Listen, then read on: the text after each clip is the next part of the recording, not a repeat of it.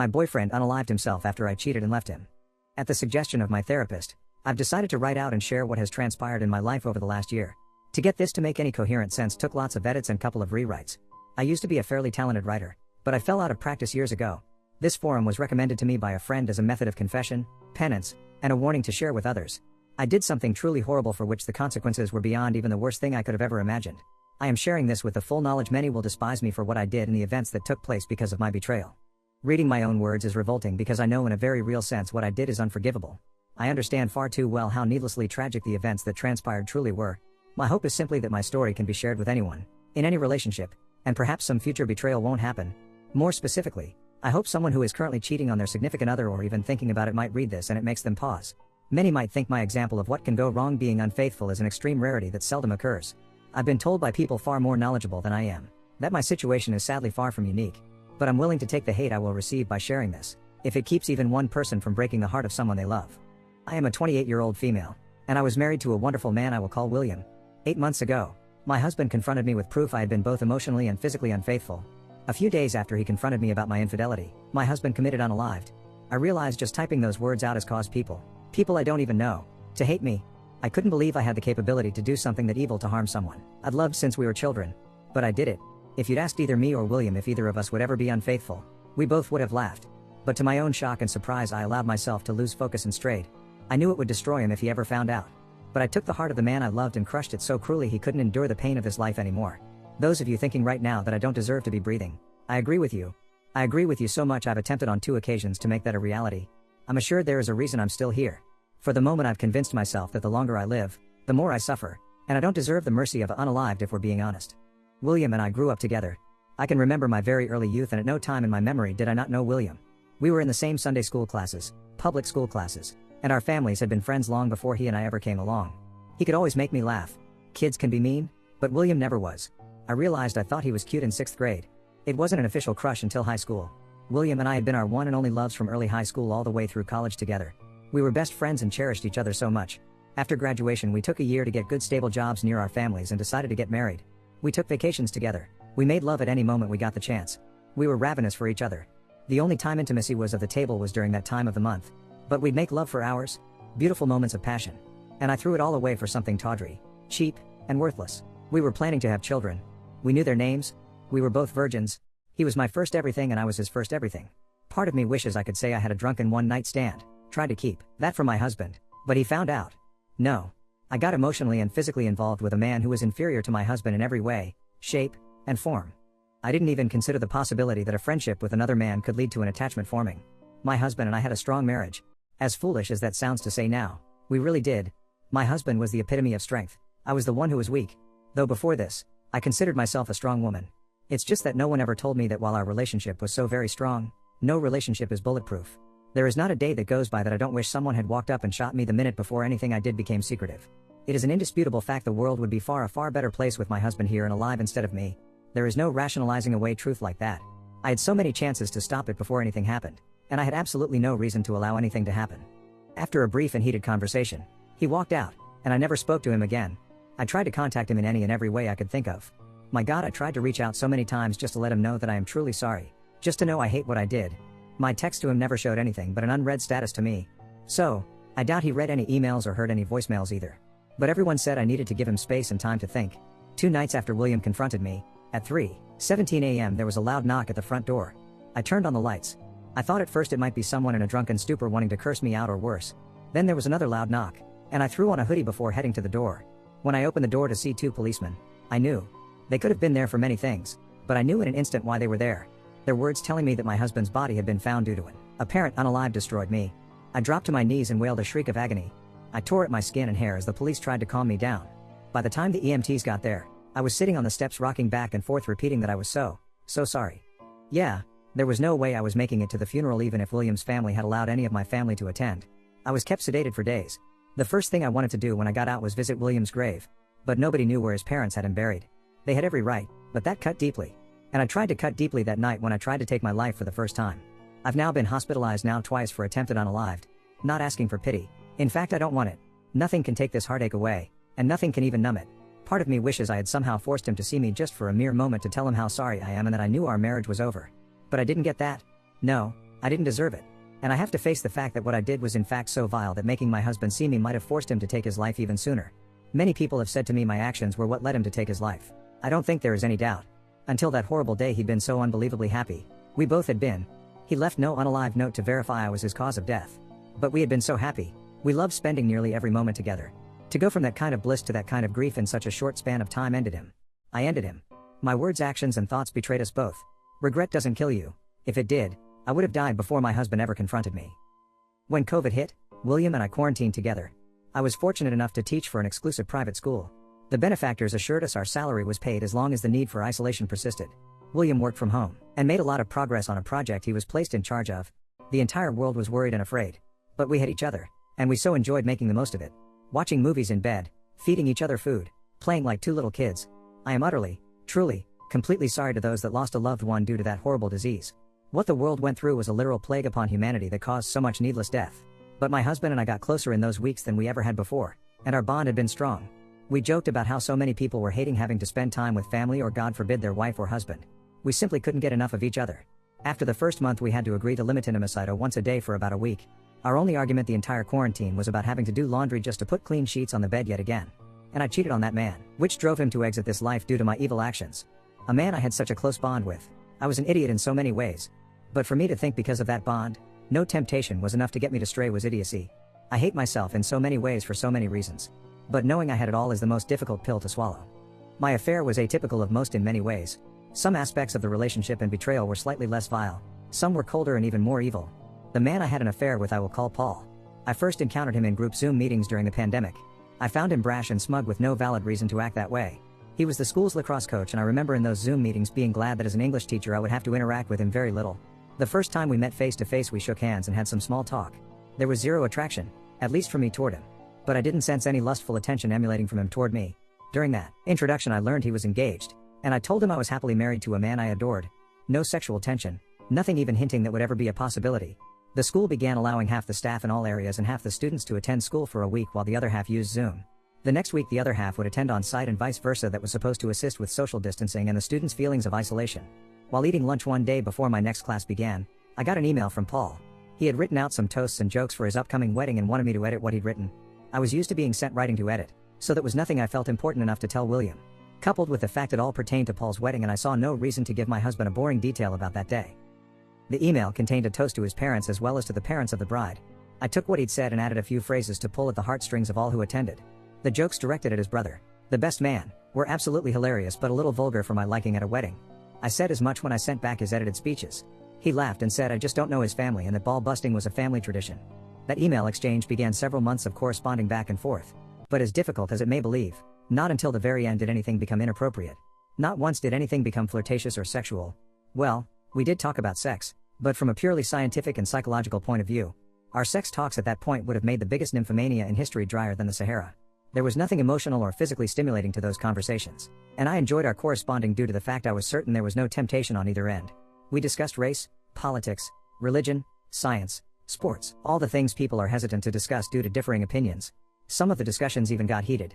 I was called a prude more than once due to my opinions about sex. Yes, I proved him wrong. But I wish to God he'd been right. For the longest time all of this took place during work hours. My husband and I had a landline for emergencies. But as soon as we entered the door at home our smartphones were turned off.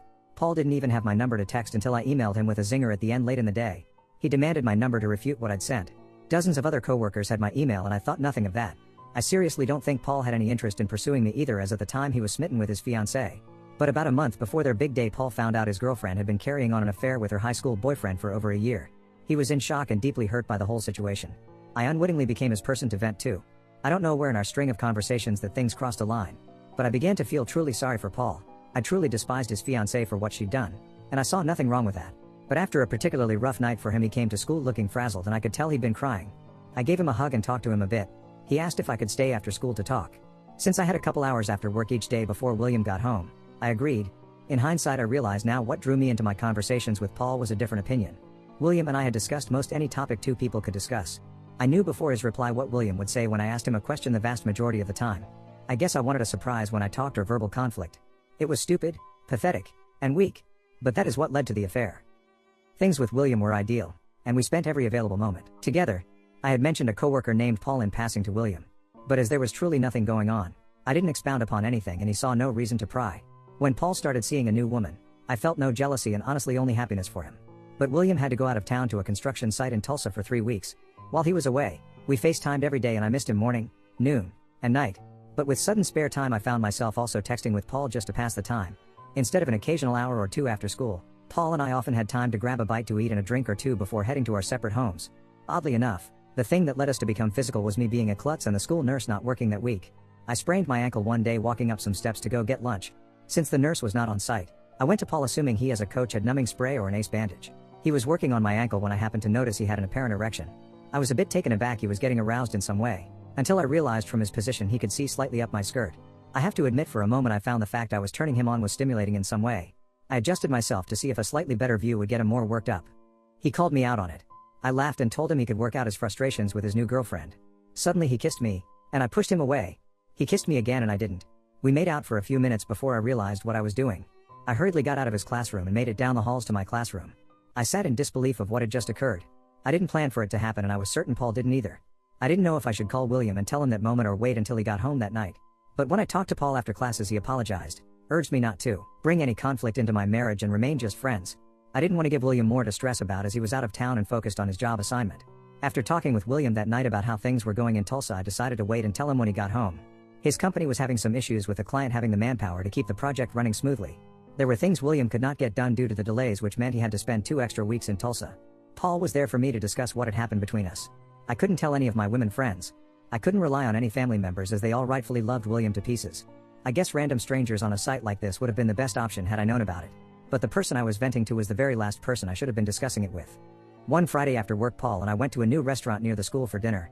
We sat at the bar and had a few drinks as I explained how unsettled I felt knowing I had to tell my husband what had happened.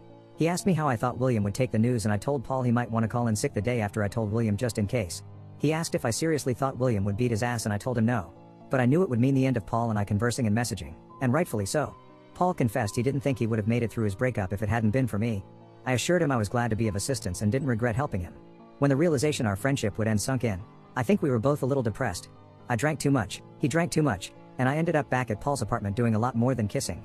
As soon as it was over my conscience kicked in. Yes, it should have kicked in long before. But I knew beyond all shadow of any doubt my marriage was over and done with. William and I both had said society has allowed far too many second chances for people that didn't deserve them. Yes, humans do make mistakes. While we both believed anyone who cheated did deserve a second chance, it could never be with the one they betrayed. Life might give them the opportunity to love someone else again, but any opportunities with the cheated spouse was totally undeserved and detrimental to both parties. Things got very complicated when William arrived home from Tulsa. I happened to be having my period. So, I knew there would be no intimacy between us thankfully. Not in a million years would I have subjected my husband to any diseases.